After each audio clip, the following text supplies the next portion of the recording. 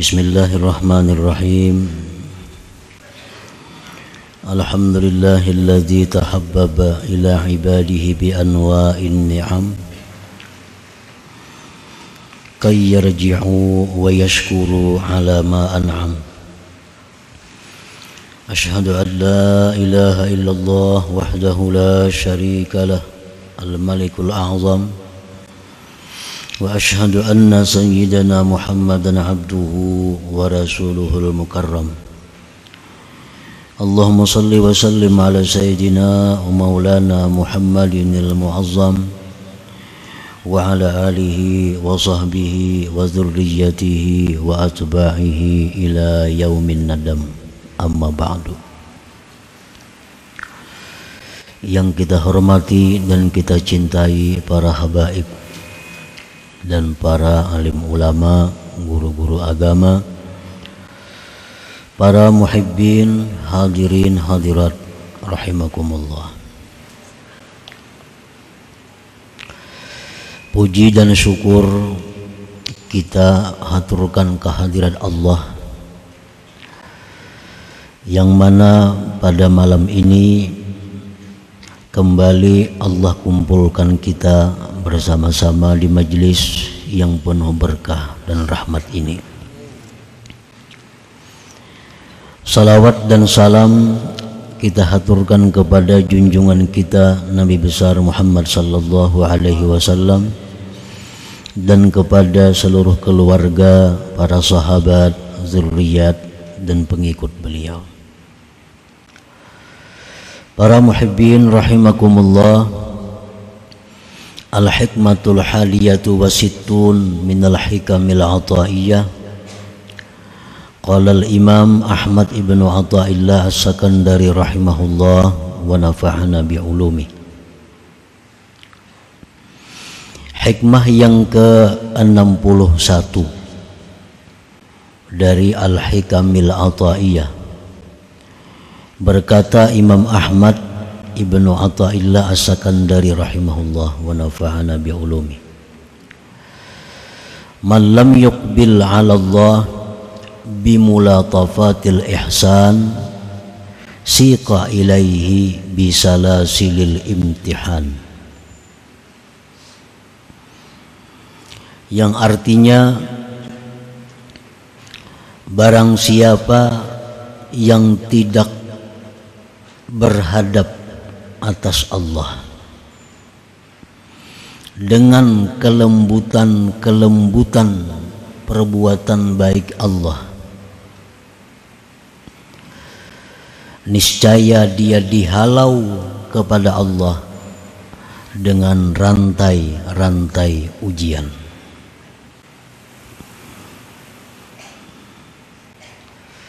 Itulah terjemah daripada hikmah yang ke-61 ini.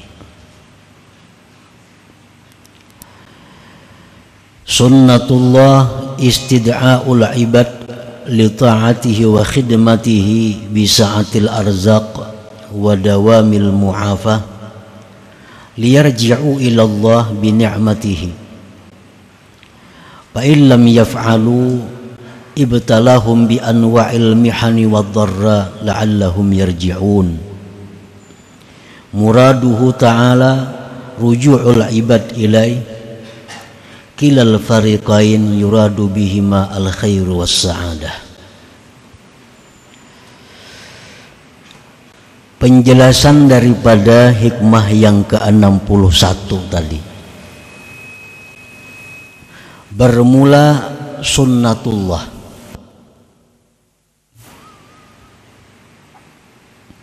mengajak hamba untuk taat kepadanya, mengabdi kepadanya dengan keluasan rezeki dan selalu afiat, agar mereka itu kembali kepada Allah dengan nikmatnya. Nah, maksudnya adalah bahwa Allah Ta'ala itu mengajak kita agar kita ini mencintai Allah, agar kita ini berhadap kepada Allah. Allah mengajak itu dengan memberikan berbagai macam nikmat, memberikan dengan berbagai macam rezeki, memberikan dengan berbagai macam kesehatan dan keafiatan.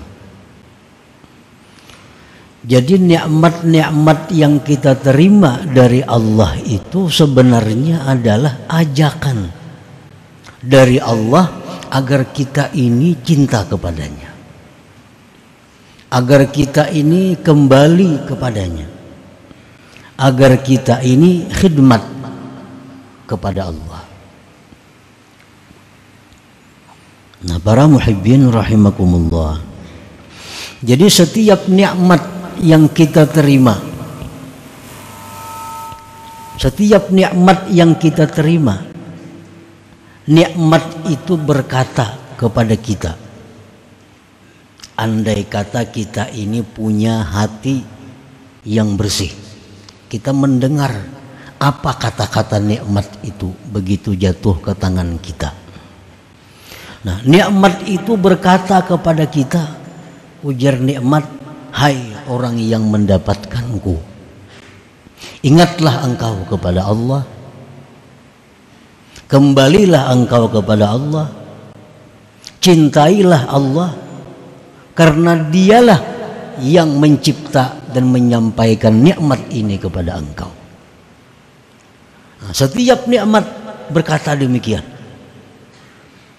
Tetapi karena kita ini punya hati yang tebal, hati kita yang masih gelap, maka kita tidak mendengar bisikan nikmat itu kepada kita. Sehingga begitu kita dapat nikmat, kita lupa kepada Allah. Kita dapat nikmat, kita merasa itu adalah kemampuan kita mendapatkannya. Itu karena mata hati kita, karena hati kita masih gelap. Nah, para muhibbin rahimakumullah, jadi Allah subhanahu wa ta'ala itu setiap memberikan nikmat itu artinya adalah ajakan agar kita cinta kepada Allah, agar kita mensyukuri nikmat itu, agar kita berkhidmat kepada Allah yang memberikannya.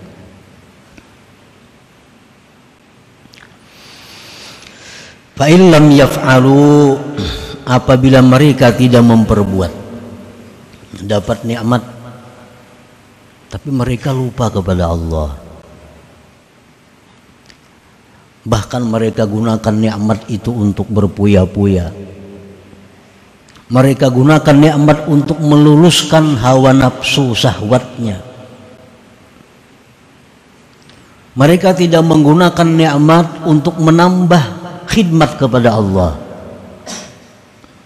Nah, bila demikian, ibtalahum bi anwa'il mihan wad darra, Allah berikan dia bala dengan macam-macam kesusahan, kesengsaraan, la'allahum yarji'un, agar mereka itu sadar kembali kepada Allah. Muraduhu ta'ala ruju'ul ibad ilaih, tujuan Allah itu hanya satu, adalah agar hamba ini kembali kepada Allah.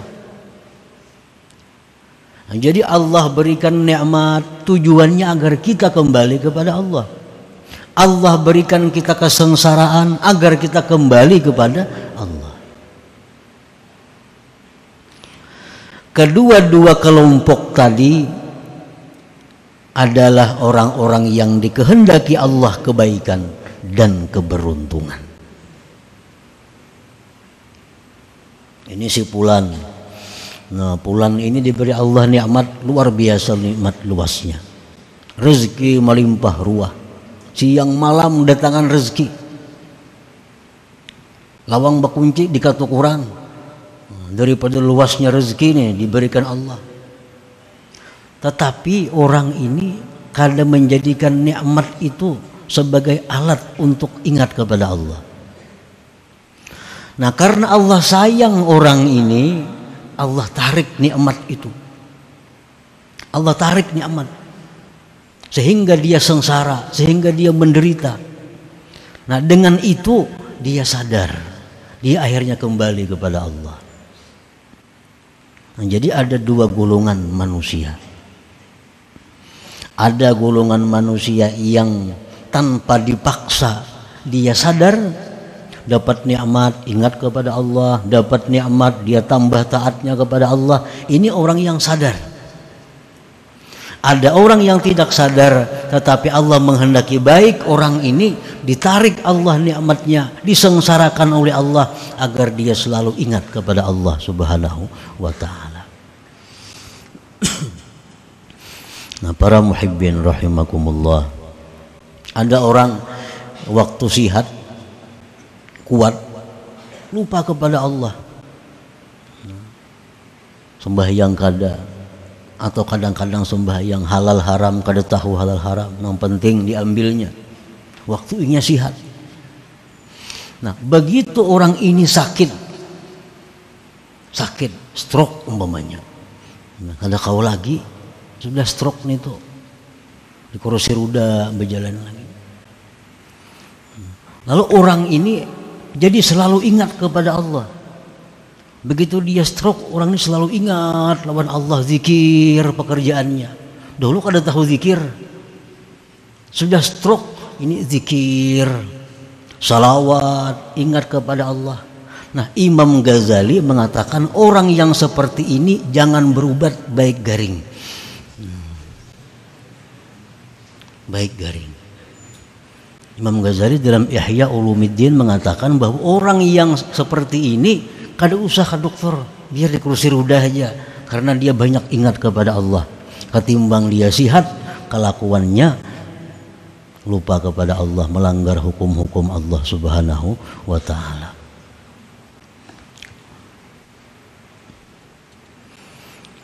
Nah, orang nang kada disayangi Tuhan itu, orang nang kada disayangi Tuhan, nang kada dikehendaki Tuhan, orang ini ahli keberuntungan surga.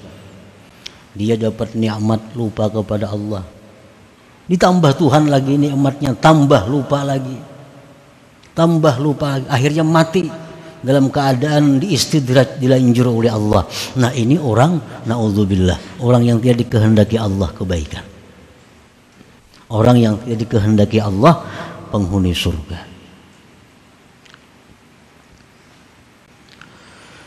Qaumun basatallahu alaihimun ni'am wa sarafa anhumul balaya wan niqam wa razaqahumus sihhata wal afiyah wa amaddahum bil amwal wal afiyah fasyakaru wa tashawwaqu ila ma'rifatil mun'im biha fakanatin ni'am matiyatan lahum ala sayri ila Allah ta'ala.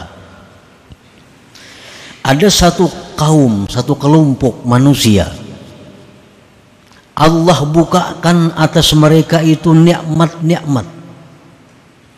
Allah palingkan, Allah jauhkan dari mereka bala dan penyakit-penyakit. Allah berikan mereka kesehatan, Allah limpahkan mereka harta, mereka bersyukur, mereka rindu kepada mengenali yang memberi nikmat, maka jadilah nikmat itu tunggangan mereka untuk berjalan kepada Allah Subhanahu wa ta'ala. Ada orang-orang yang diberi Allah kesehatan, diberi Allah harta melimpah ruah, dihindarkan Tuhan dari malapetaka bala bencana. Lalu orang ini menjadikan nikmat tadi, harta benda tadi, dijadikannya kendaraan untuk menuju Allah. Ada kaum seperti itu, ada kelompok manusia seperti itu. Orang ini punya duit banyak, duit digunakannya untuk sabilillah. Orang ini punya kendaraan banyak, kendaraannya digunakannya untuk sabilillah. Jadi harta benda nikmat itu hanya tunggangan dia untuk mencapai keridhaan Allah. Ada hamba Allah yang seperti itu.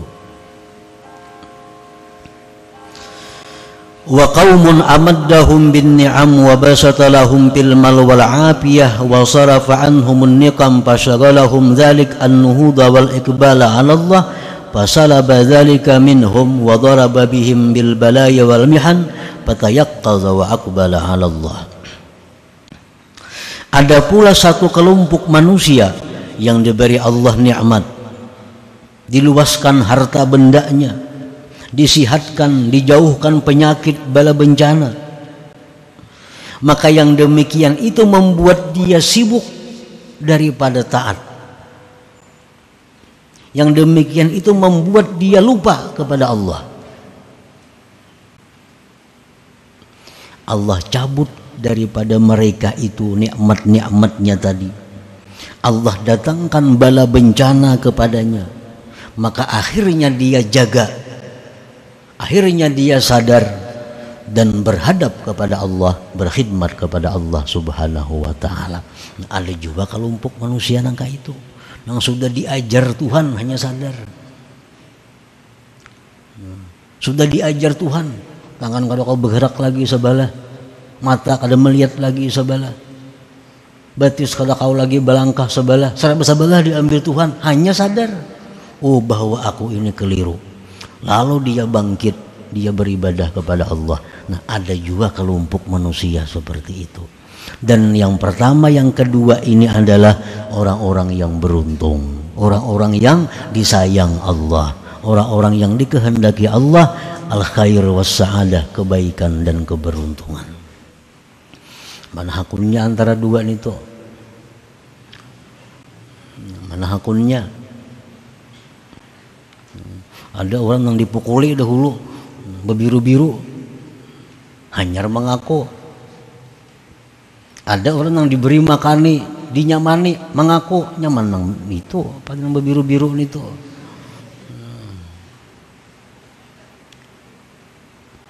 Itulah isyarat firman Allah dalam Al-Quran, walillahi yasjudu man fis samawati wal ardi taw'an wa karha.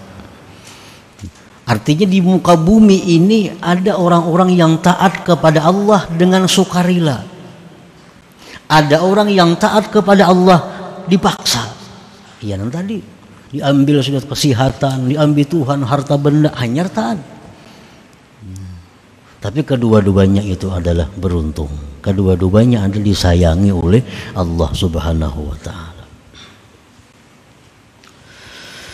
Nah, para muhibbin rahimakumullah, an-nasu ala salasati aqsam.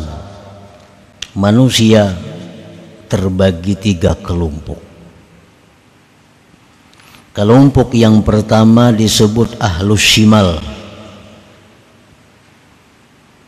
artinya orang-orang kiri, orang-orang kiri. Wa ahlul yamin, yang kedua orang-orang kanan. Yang ketiga was-sabiqun, ada kelompok yang dinamakan as-sabiqun. Jadi manusia ini seluruhnya kada lepas daripada 3 kelompok itu. Ada orang kiri, ada orang kanan, ada orang yang cepat, yang melaju, as-sabiqun. Amma ahlus shimal fala kalama alaihim idla iqbala lahum 'ala Allahi asla.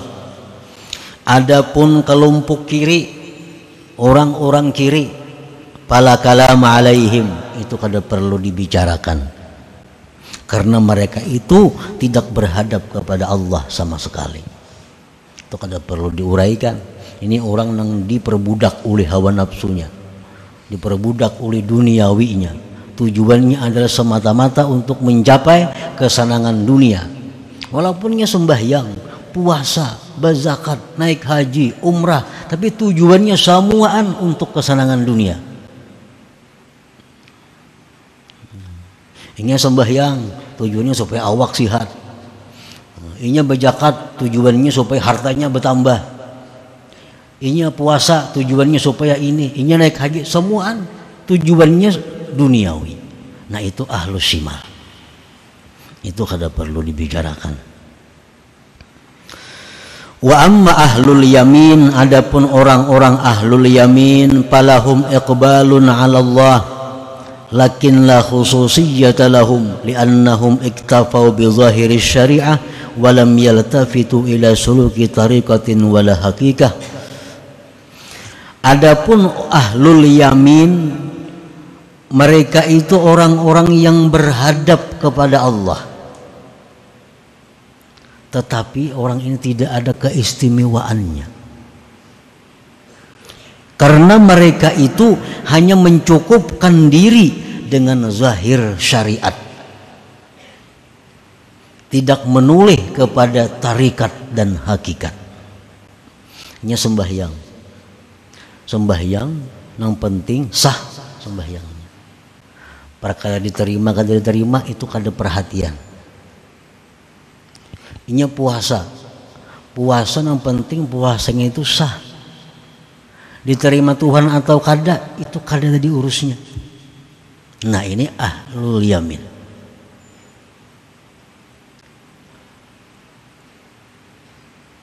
Inya kada menggali sembahyang itu kayak apa cara supaya murni bersih. Inya kada menggali apa hakikat dari sembahyang itu. Kan sembahyang itu ada tarikah, sembahyang itu ada caranya agar sembahyang ini menjadi sembahyang yang sampai kepada Allah. Sembahyang itu ada hakikatnya, yang bila mana kita mengetahui hakikat sembahyang, kita akan menjadi orang yang dekat dengan Allah. Nah, hakikat sembahyang, Nabi paling rajin sembahyang, sahabat rajin-rajin sembahyang. Nah, mereka itu sembahyang adalah mengetahui hakikatnya. Salah satu hakikat sembahyang itu adalah tanha anil fahsya wal munkar. Nah, sembahyang itu salah satu hakikatnya adalah mencegah seseorang dari perbuatan buruk, perbuatan munkar. Itu sembahyang. Sembahyang itu hakikatnya adalah agar kita ini mencegah kemungkaran, menyuruh kebaikan. Nah, menyuruh kebaikan, mencegah kemunkaran itu adalah akhlaknya Allah. Akhlaknya Allah. Kan Allah tuh mengajak kita kebaikan. Allah mengajak kita untuk berbuat baik, menjauhi yang munkar. Nah, kalau kita sembahyang itu dengan benar, maka hakikat sembahyang itu akan menjadikan diri kita ini mencegah yang munkar, menyuruh yang ma'ruf. Berarti akhlak kita ini berdekatan dengan akhlaknya Allah Subhanahu wa ta'ala. Itu salah satu hakikatnya sembahyang. Sembahyang itu sendiri kadang mendekatkan kita kepada Allah. Sembahyang itu sendiri kadang mendekatkan kita kepada Allah.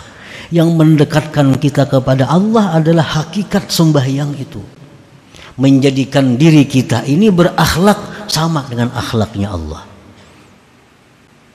Nah, orang ahlul yaminnya kada tahu urusan itu.